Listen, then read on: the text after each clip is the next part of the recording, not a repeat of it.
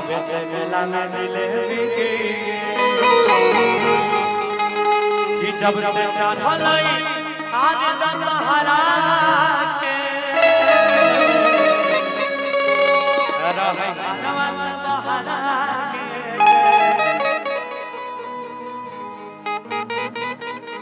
कि मिलल सैया हमारी हेवी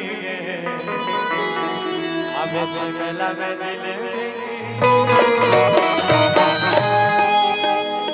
प्यार से सुनबा तो जत्ते तू सुने चाहबा ओते सुनेबा भैया एना लड़ाई झगड़ा नहीं करी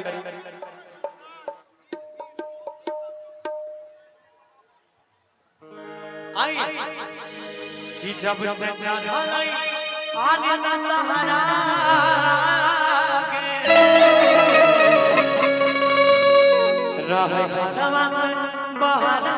के एगो कन्या के पति मेला में जिलेबी के दुकान करे छै और बेचारी के मेला घूमे के मन रहे लेकिन ओकर मर्दाना ओकरा मेला नहीं घूमे ले त अपना सखी लंग गेल और कहै छै बड़ा सुंदर भाव आइए मिलन सैया मिलन सैया मिलन सैया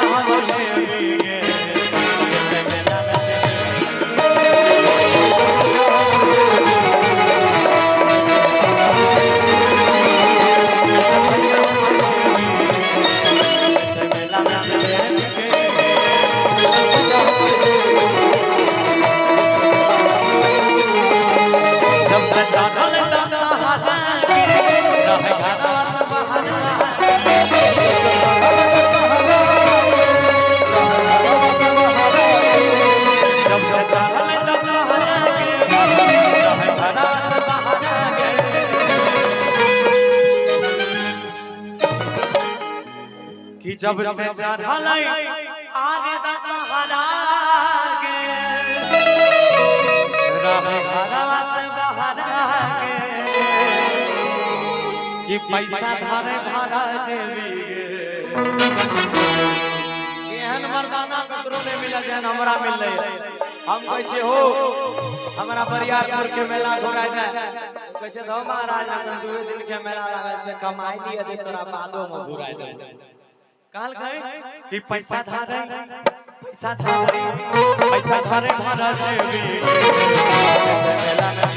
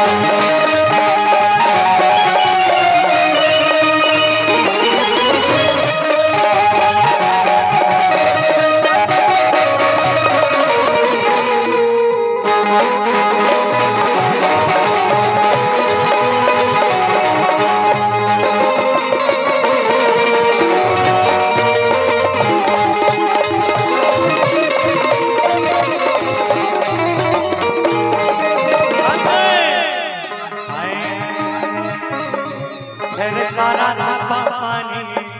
नहीं बुझे पारे तेरे सारा नापा पानी नहीं बुझे पारे सानी मना तारा करई के करई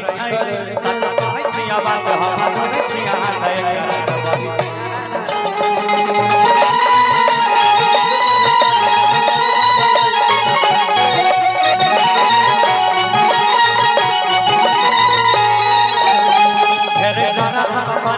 बुझे परेशानी मन दर्द करई करई सच कहै छिया बात हम जोड़ै छिया हाथ करे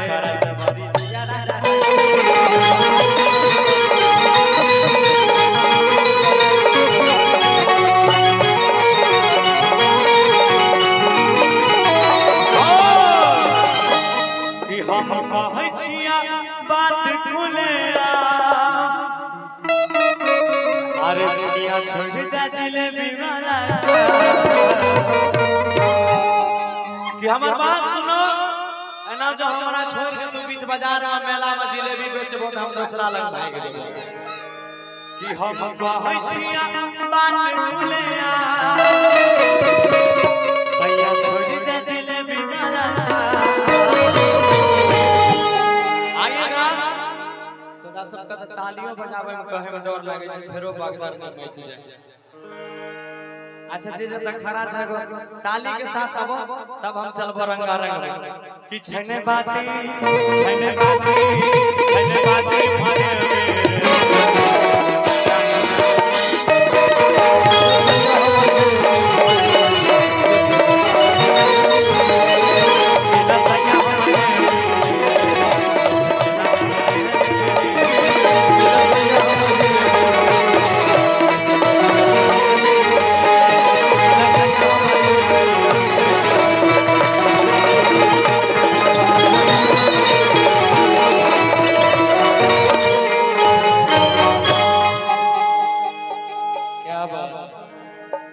आप जना